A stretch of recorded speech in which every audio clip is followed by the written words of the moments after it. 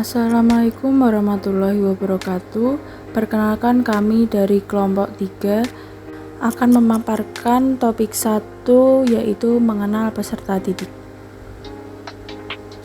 Berikut ini merupakan nama anggota kelompok 3, yaitu Doni Kurniawan, Gemina Rahmawati, dan Nadia Intansari. Pertanyaan untuk studi kasus yang pertama. Poin 1. Menurut Anda, apakah yang membuat peserta didik mampu mengerjakan soal dengan baik pada percobaan kedua tanpa melihat urutan atau langkah pengerjaan soal? Poin yang kedua, sebagai seorang calon guru, dalam kegiatan belajar yang seperti apa metode di atas dapat diterapkan? Elaborasi jawaban Anda dengan menyertakan teori yang berkaitan. Selanjutnya yaitu jawaban dari kelompok kami terkait tentang kasus yang pertama. Untuk poin 1, berdasarkan hasil diskusi dari kelompok kami, untuk poin 1, menurut kelompok kami, siswa mampu mengerjakan soal pada percobaan kedua adalah karena langkah-langkah yang diajarkan oleh guru sangat jelas sehingga siswa dapat menangkap pembelajaran dengan baik dan paham tentang cara pengerjaan soal yang diberikan. Selain itu, hal tersebut dapat terjadi karena siswa sudah terbiasa berlatih seperti itu bersama gurunya dan sudah memiliki gambaran tentang langkah-langkah pengerjaan soal tersebut. Selanjutnya, untuk poin yang kedua, metode yang dapat diterapkan pada pembelajaran tersebut adalah metode latihan soal dan penugasan. Lanjut kepada pertanyaan studi kasus yang kedua.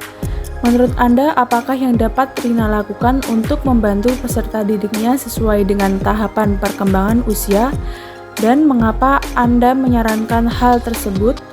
Elaborasi jawaban Anda dengan menyertakan teori yang berkaitan. Selanjutnya yaitu jawaban dari kelompok kami terkait kasus yang kedua. Untuk poin 1, rata-rata siswa kelas 1 SD adalah 7 tahun. Menurut Jean Piaget, pada usia tersebut anak belum sepenuhnya sanggup menggunakan logika, mengubah, menggabungkan, atau memisahkan ide atau pikiran. Sehingga anak-anak di rentang usia tersebut baru bisa menerapkan logika pada objek fisik. Hal ini tentu harus menjadi perhatian Rani sebagai seorang guru, agar bisa menciptakan proses pembelajaran yang sesuai dengan kondisi serta kebutuhan siswa. Selanjutnya, untuk poin yang kedua, Rani bisa menciptakan pembelajaran dengan menerapkan logika pada objek fisik agar bisa menstimulus kemampuan anak dalam berpikir. Salah satu cara yang bisa digunakan dengan menyediakan benda-benda di sekitar siswa seperti buku, pensil, spidol yang setiap harinya siswa gunakan dalam pembelajaran. Dengan mengkaitkan pelajaran berhitung dengan kehidupan sehari-hari, tentu akan menjadi salah satu cara belajar berhitung cepat dan mudah karena anak-anak dapat mempraktikkannya secara langsung. Selain itu, Rani juga menyediakan permainan yang berkaitan dengan hitung-menghitung seperti congklak, di mana dalam permainan tersebut secara tidak langsung anak telah diajarkan untuk berhitung. Studi kasus yang ketiga. Menurut Anda, apakah pertimbangan dan keputusan Made sudah sesuai? Mengapa demikian? Prinsip apa yang Made gunakan dalam kasus tersebut? Elaborasi jawaban Anda dengan menyertakan teori yang berkaitan.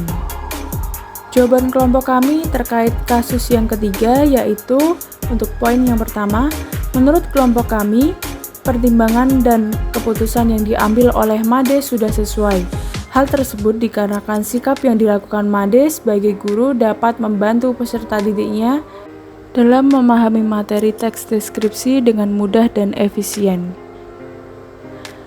Dengan mempertimbangkan dan memilih objek pantai dan makanan khas Bali yang sesuai dengan latar belakang dan pemahaman siswa, maka akan memudahkan mereka dalam memahami contoh materi yang disampaikan.